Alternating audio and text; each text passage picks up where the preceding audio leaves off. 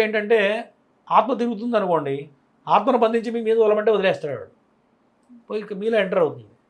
ఎట్లా ఎంటర్ అవుతుందంటే మరి ఆడవాళ్ళు కుర్రులు ఎరబోసుకొని తిరుగుతూ ఉంటాం. మన పెద్దవాళ్ళు చెప్పేవాళ్ళు పూర్వంలో ఆడవాళ్ళు జడ వేసుకోకుండా తిరగకూడదని చెప్పేవాళ్ళు. ఇప్పుడు అంతా ఫ్యాషన్ అయిపోయింది.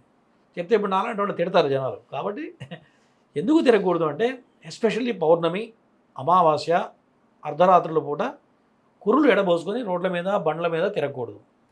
ఇటువంటి ఆత్మలకి ఏంటంటే ఆ కుర్రులు కొసలోంచి ఆత్మ లోపలికి ఎంటర్ అవుతుంది. ఎవరికైనా సరే ఆడవాళ్ళకి ఎట్లా ఎంటర్ అవుతుందంటే కుర్రులు ఏదైతే విరబోసుకొని తిరుగుతూ ఉంటారో ఆ కొసలోంచి లోపలికి ఎంటర్ అవుతుంది. అది ఎంటర్ అయిందంటే అంత ఈజీగా పోదు. ఇంకా దాని దగ్గర మంత్రశక్తి చేయాలి, రకరకాల దైవం కొన్ని ఉపాసనలు ఉంటాయి. అటువంటి వాళ్ళ చేత జపం చేసుకొని మళ్ళీ మన తాయతో పాటు కడితేనే అది బయటికి వెళుతుంది. లేకపోతే ఆ మనిషిని పట్టి పీడిస్తూ ఉంటుంది. కొంతమంది చూడండి, ఇంత తిని పక్కన కూర్చుంటాడు, ఎవరితో మాట్లాడు. ఒక్కొక్కడు ఇంత తినేవాడు ఇంత తింటాడు, అర్థం కాదు.